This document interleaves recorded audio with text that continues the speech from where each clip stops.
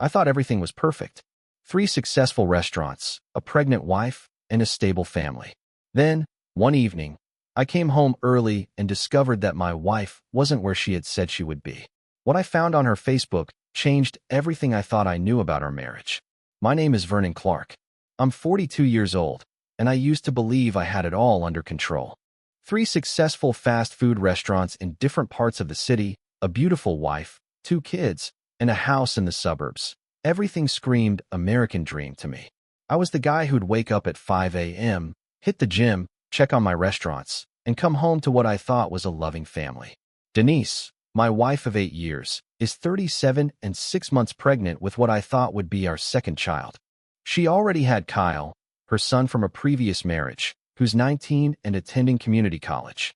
Our daughter Camila had just turned 16 and, like most teenagers, had started acting out a bit lately. On the surface, we seemed like any other middle-class American family trying to make it all work. The thing about owning a business is that it sharpens your instincts. You learn to read people, to notice when something seems off with your employees, customers, or suppliers. Around 3 months ago, I started noticing little changes in Denise's behavior. Nothing major at first, just subtle shifts in her routine, her mood, and the way she'd quickly turn her phone face down when I walked in. I told myself it was just pregnancy hormones. After all, I had been through this before with Camila. Pregnant women can be moody and distant at times, needing their own space. But this felt different. Denise had always been open with me, telling me about her day, complaining about Kyle's messy room or Camila's teenage attitude. But suddenly, she became secretive, avoiding questions about where she had been or who she had talked to. The restaurant business had taught me to trust my instincts, and they were telling me that something wasn't right. But I'm not the type to snoop around without a reason. I believe in trust, in giving people the benefit of the doubt, and maybe that's why it took me so long to act on my gut feelings. Last Tuesday night changed everything. I was supposed to be at the downtown location until 10 p.m., dealing with a staffing issue. 2 of my best cooks had called in sick, and we were slammed, but I managed to get things under control sooner than expected, thanks to some quick thinking and a few calls to my other locations. Instead of staying late like I had planned, I decided to surprise Denise with takeout from her favorite Italian restaurant. When I pulled into the driveway, the house was dark. That wasn't unusual. Denise had been going to bed early lately, claiming pregnancy fatigue. But as I fumbled with my keys at the front door, something felt off. The silence felt too complete, too heavy. Usually, I'd hear the TV or Camila's music from upstairs. I called out as I entered, but no one answered. The living room was empty, the kitchen spotless. I climbed the stairs, expecting to find everyone asleep, but Camila's room was empty too. Her bed hadn't been slept in. That's when the first real wave of concern hit me. I stood in the empty hallway, my mind racing. Where was everyone? I checked my phone. No missed calls, no texts. That wasn't like Denise. Even when she went out, she always let me know where she was and when she'd be back. I went downstairs and did something I'd never done in 8 years of marriage. I opened her laptop. The guilt hit me immediately, but something deeper drove me to keep going. Call it intuition, call it paranoia, but I needed answers. The laptop was still logged into her Facebook account. The first thing I saw made my blood run cold. Right at the top of her feed were photos from what looked like a house party. People I didn't recognize, drinks everywhere, and in the center of one photo, there was my pregnant wife, arms wrapped around a guy I had never seen before. I scrolled through more photos. Denise laughing, Denise dancing, Denise holding what appeared to be a wine glass. My 6-month pregnant wife was at a party I knew nothing about, drinking alcohol and getting cozy with strangers. I clicked on the comment section. One of her friends, Jessica, had written, "Girl, you were wild tonight. Darren couldn't keep his eyes off you." Darren? Who the hell was Darren? Another comment came from someone named Monica. "I can't believe you jumped in the pool. Your husband's going to flip when he finds out." Pool? What pool? And why would I flip unless there was something to flip about? My hands were shaking as I scrolled down. There were videos too, short clips of the party. In one, I clearly saw Denise stumbling, laughing too loud, acting like a woman who'd had too much to drink while carrying my child. Just as I was taking screenshots, the front door opened. I quickly closed the laptop and pretended to be reading a magazine. Denise walked in, and the sight of her made my stomach churn. Her hair was damp, Her makeup smeared, and she was holding her shoes. She looked like she'd been swimming, or who knows what else. Denise said, "Oh, Vernon, you're home early. I thought you'd be at the restaurant until 10. I stood up slowly, keeping my tone steady. "Where were you?" She froze for just a moment, long enough for me to notice. Denise replied, "I was just out with some girlfriends. We went to dinner and hung out for a bit." "Where?" I asked, my voice becoming firmer. "At Jessica's place," she said, avoiding my gaze. "Just a small get-together. Nothing special." I nodded, watching her lie to my face. Funny, because according to Facebook, it seemed more like a party. A party where you were drinking and getting close to a guy named Darren. The color drained from her face, but she quickly recovered. Denise snapped, "You went through my Facebook? Are you serious? What kind of husband spies on his wife? The kind whose pregnant wife goes to parties without telling him and then lies about it." I shot back. "The kind whose wife is drinking while carrying his child." She threw her hands up in exasperation. "It was one glass of wine, Vernon. Just one, and Darren is just a friend. You're being completely paranoid." But I wasn't done. Not by a long shot. I wasn't going to let Denise turn this around on me. 20 years of running businesses had taught me that when someone is caught red-handed, they'll do anything to shift the blame. I'd seen it with employees stealing from the register, suppliers overcharging for subpar products, and now with my own wife. "Don't even try to make me the bad guy here," I said, my voice steady and controlled. "You're 6 months pregnant, drinking at parties, and lying to me about it." Denise crossed her arms defensively. "It was one glass of wine, Vernon. Just one. And I wasn't lying. I just didn't think you needed to know every detail about my night out." "Every detail?" I laughed, but there was no humor in it. "You mean like who this Darren character is?" Because from those photos, he seemed pretty comfortable putting his hands all over my pregnant wife. Her eyes flashed with anger, but I could see something else beneath it. Panic. "Darren is just a friend. You're reading way too much into some harmless photos," she shot back. "Harmless." I stood up, towering over her. My wife, carrying my child, getting drunk and cozy with another man at a party I knew nothing about. "That's your definition of harmless?" She tried to storm past me, but I stepped into her path. Not threatening, just blocking her way. "We're not done talking," I said firmly. Denise glared at me. "Move, Vernon. I'm tired and I don't need this drama right now." "The only drama here is the one you created," I replied, not moving an inch. "You want to act single? Fine, but don't expect me to sit back and pretend everything's normal while you disrespect our marriage and endanger our child." For the first time since she walked in, Denise looked genuinely shaken. "I didn't endanger anything," she said, but her voice lacked conviction. "Drinking while pregnant isn't endangering our child?" I asked, my voice rising. "Staying out late, doing God knows what with God knows who isn't putting our family at risk." She opened her mouth to argue, but I cut her off. "Here's what's going to happen," I said, using the same tone I used with employees who had crossed the line. "Tomorrow morning, we're going to the doctor. We'll get a full checkup for the baby, and we'll have a serious conversation about whether or not this child is actually mine." The words hung in the air like a bomb waiting to explode. Denise's face went pale. "Are you accusing me of cheating?" "I'm not accusing you of anything," I replied coldly. "I'm stating facts. My wife lied to me, went to a party, got drunk while pregnant, and was photographed getting close with another man. You figure out what that looks like." The silence that followed was deafening. Denise stared at me like I had slapped her, but I wasn't backing down. Not this time. I'd built 3 successful restaurants by knowing when to be firm and when to compromise. This wasn't a situation for compromise. "You've lost your mind," Denise finally said, her voice shaky. "This is insane, Vernon. I can't believe you'd even suggest such a thing." "What's insane is expecting me to ignore what I saw with my own eyes," I replied. "What's insane is thinking I should just accept your lies and move on like nothing happened." She started pacing the kitchen, her hands running through her hair. "Fine. You want to know about Darren? He's Monica's cousin. He was just being friendly. There's nothing going on between us." "Then why lie about him?" I asked.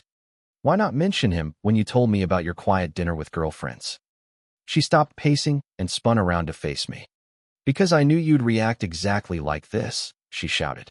"You're so jealous and controlling that I can't even talk to another man without you freaking out." That was rich coming from someone who'd just been caught in a web of lies. "Controlling?" I laughed bitterly. Lady, I've given you more freedom than most husbands would. I don't check your phone. I don't question where you go, and I sure as hell don't follow you around. But apparently, that was a mistake. At that moment, Kyle walked through the front door. At 19, he was old enough to sense that something serious was going on. He looked between Denise and me, then quietly started heading toward the stairs. Kyle, I called out. He stopped and turned around.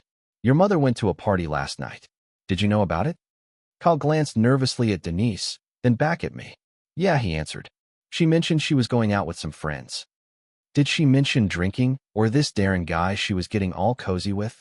I asked, my tone sharp. Kyle's face turned red. I mean, she didn't really give me details.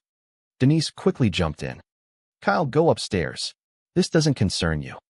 But I wasn't finished. Actually, it does concern him. If his mother is making reckless decisions that could affect this family, he has a right to know. Kyle looked uncomfortable, but he didn't move. I continued. Your mother was drinking while pregnant with your soon-to-be sibling. She was photographed getting intimate with another man, and she lied to me about it all. What do you think about that? Kyle's jaw dropped. He looked at his mother, his face a mixture of disappointment and disbelief. Mom, is that true? Denise's composure finally broke. It's not what it looks like, she screamed. Your stepfather is blowing everything out of proportion. But the damage had been done. Even Kyle was looking at her differently now. The next morning, I woke up with a clarity I hadn't felt in months. Denise had spent the night in the guest room, and frankly, I was grateful for the space. It gave me time to think without her constant deflections and attempts to manipulate the situation. I found her in the kitchen making coffee, acting as if nothing had happened. That was typical of her. Pretend the problem didn't exist and hope it would go away. But I wasn't playing that game anymore. We're going to Dr. Patterson's office today, I announced, pouring myself a cup of coffee. Denise looked up from her phone. For what? A full checkup for the baby. And we're requesting a paternity test. The coffee mug slipped from her hands, shattering on the kitchen floor. Coffee splashed everywhere.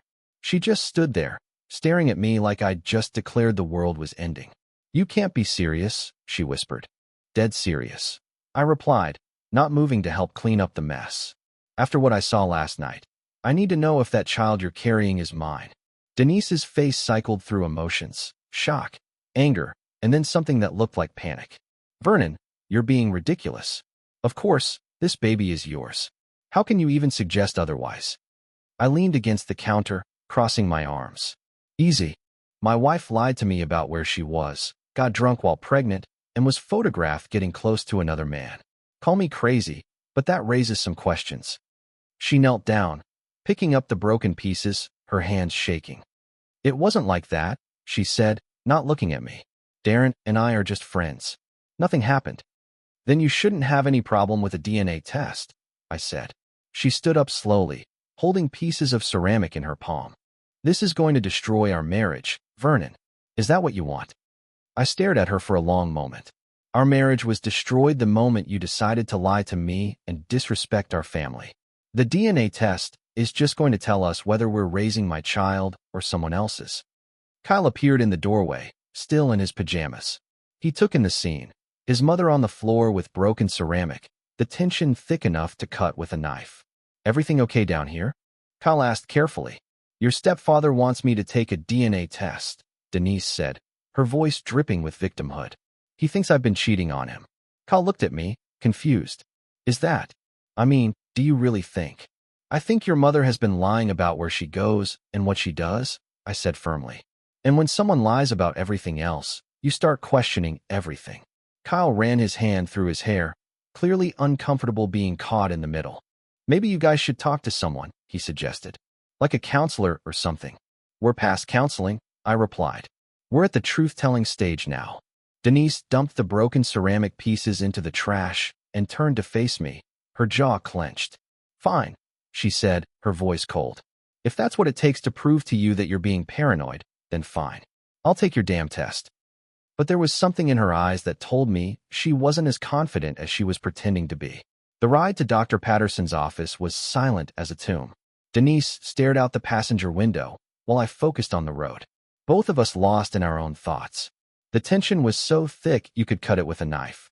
I had called ahead and explained the situation to Dr. Patterson's nurse.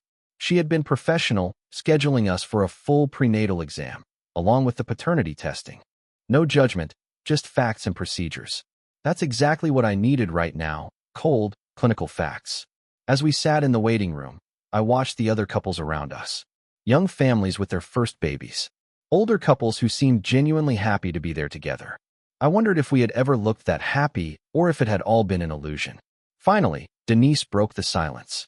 This is humiliating, Vernon. Do you understand that? Having to prove to my own husband that I haven't been unfaithful. I kept my voice low, mindful of the other patients. What's humiliating is having a wife who lies about where she goes and what she does. What's humiliating is finding out on Facebook that my pregnant wife was drinking and hanging all over another man. I told you it wasn't like that. Then this test will prove it, won't it? She shifted in her seat, her hand unconsciously moving to her belly.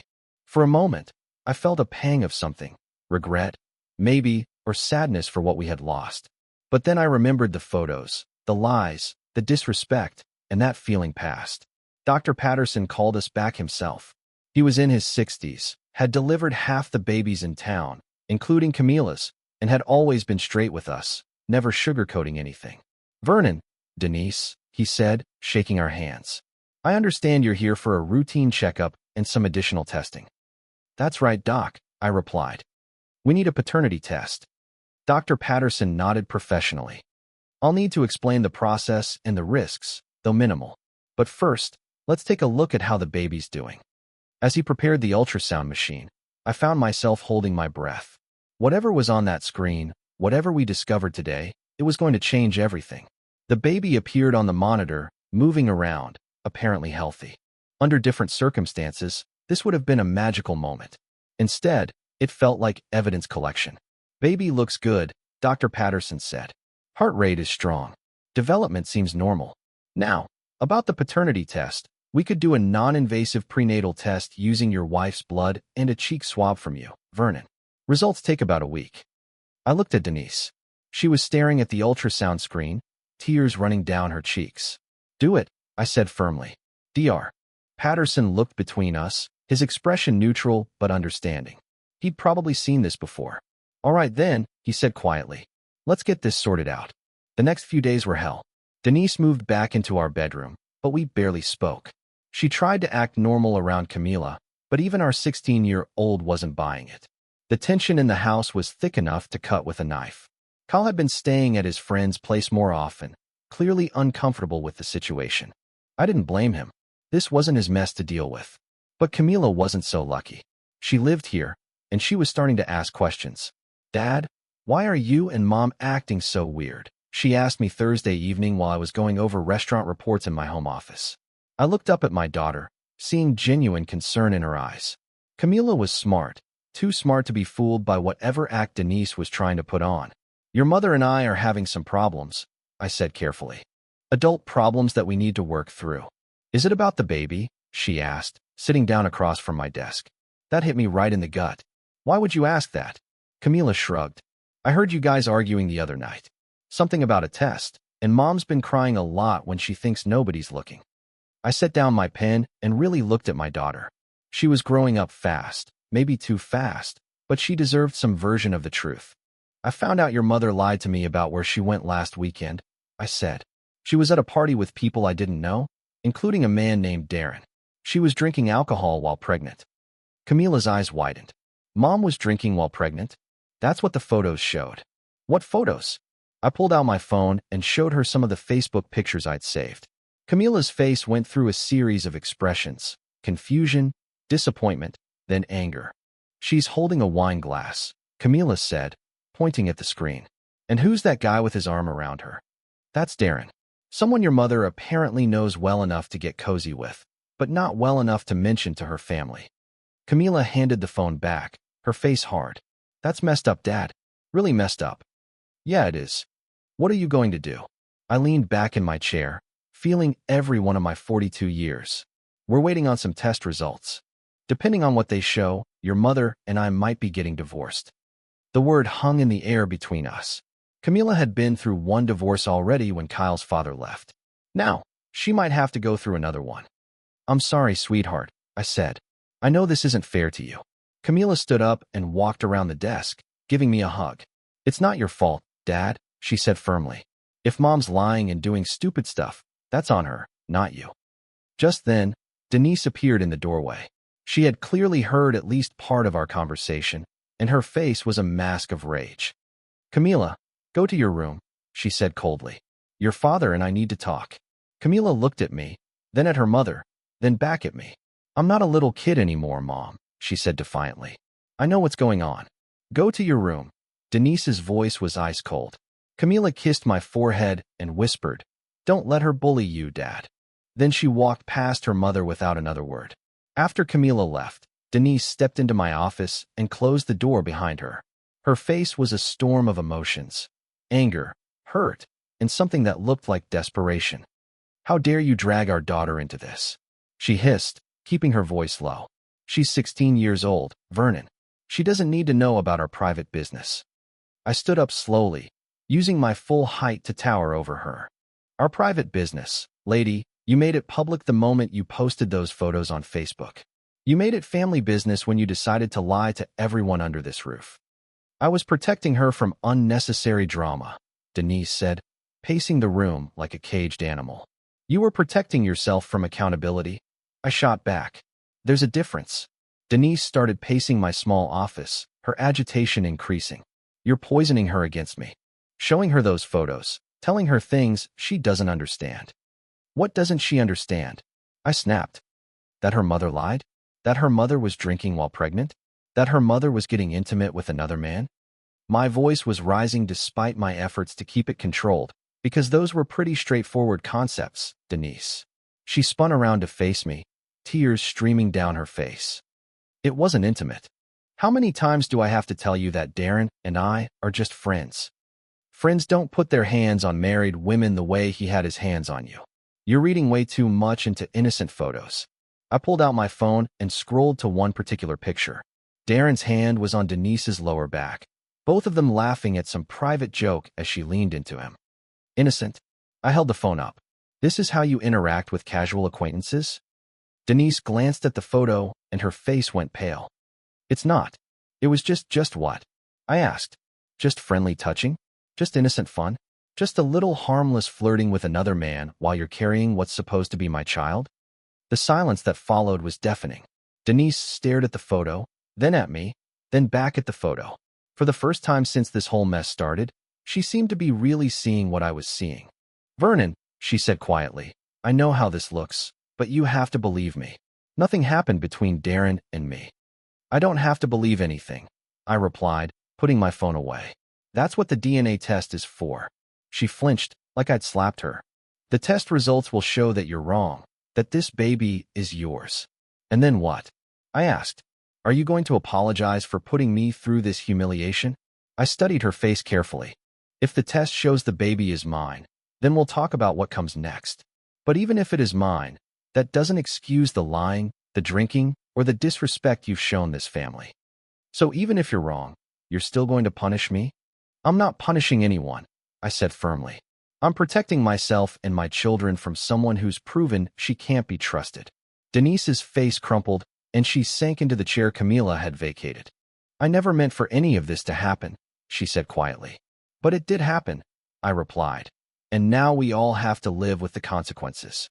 My phone buzzed with a text message. Dr. Patterson's office. The test results were ready. Dr. Patterson's office felt like a courtroom as he opened the envelope containing our test results. Denise gripped the arms of her chair so tight her knuckles turned white. I sat perfectly still, preparing myself for whatever was coming. The paternity test shows, Dr. Patterson began, then paused to look at both of us. That Vernon is indeed the biological father.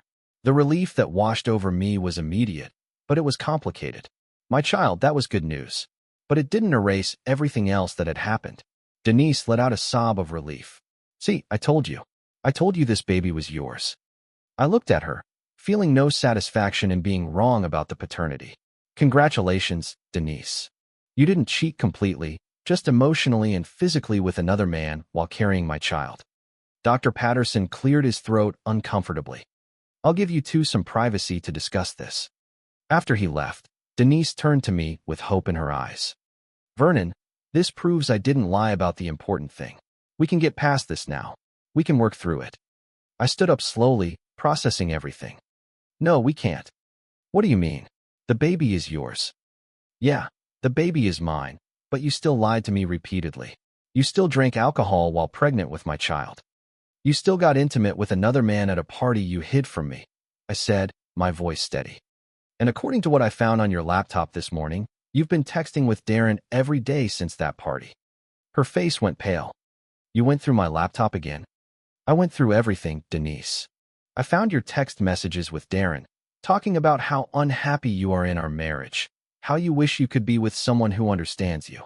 I found discussions about meeting up again, about keeping your relationship secret from your controlling husband." She started crying, but I wasn't moved by the tears anymore. "Those messages don't mean what you think they mean," she protested. "They mean exactly what I think they mean. You've been having an emotional affair with another man while pregnant with my child. The only reason it didn't become physical is because you got caught before it could go that far." I headed toward the door, then turned back to face her. "Here's what's going to happen. I'm filing for divorce. You can stay in the house until the baby is born, but after that, we're selling it and dividing the assets. I'll pay child support and be a father to my child. But you and I are done." "Vernon, please," she begged. "We can go to counseling. We can fix this." "Some things can't be fixed, Denise. Trust is like a window. Once it's broken, it's never the same again." I walked out of that office knowing I'd made the right decision. The baby was mine, and I'd be the best father I could be. But Denise had made her choices, and now she'd have to live with the consequences. 6 months later, I was sitting in my lawyer's office signing the final divorce papers. Denise had tried everything: counseling proposals, promises to change, even involving my elderly parents in an attempt to guilt me into staying. But I stood firm. My father, God rest his soul, had pulled me aside during one of her appeals. "Son," he'd said, "a man who doesn't respect himself won't get respect from anyone else. You did the right thing." The restaurant business was thriving. Funny how much clearer your head gets when you're not constantly wondering what your wife is lying about. I'd thrown myself into work and being a father to Camila, who'd been my rock through the whole ordeal. Kyle had moved out after graduation, gotten his own place, and started a job at the local bank. He told me privately that he was proud of how I'd handled everything. "You show me what it looks like to have standards," he'd said. Denise gave birth to a healthy baby boy, my son Lucas. I was there for the delivery, not for her, but for him. The moment I held him, I knew I'd made the right choice, fighting for my rights as his father. We had worked out a custody arrangement that gave me significant time with Lucas while ensuring he had a relationship with his mother. Denise had been forced to find work since the divorce settlement included selling the house and splitting everything 50-50ths. Camila, now 17, had become fiercely protective of our new family dynamic. "I'm proud of you, Dad," she told me after the divorce was finalized. "You didn't let her walk all over you." The funniest part was running into Darren at the grocery store a few months after everything was settled. He tried to apologize, claiming he didn't know Denise was married when their friendship started. "Save it," I told him. "You want her? She's available now. But I should warn you, if she'll lie to one husband, she'll lie to the next one, too." He walked away without another word. Today, I'm focusing on raising my children and building my business. I've learned that sometimes the hardest decisions are the right ones. Sometimes walking away takes more strength than staying. I won't lie and say it's been easy. Divorce is hard. Co-parenting with someone you don't trust is challenging. And starting over at 43 isn't what I planned. But I sleep well at night knowing I stood up for myself and my values. My name is Vernon Clark. I'm 43 years old. And I've learned that self-respect isn't something you can compromise on. Some lines, once crossed, can't be uncrossed. Some trust, once broken, can't be repaired. But life goes on, and sometimes it goes on better than before.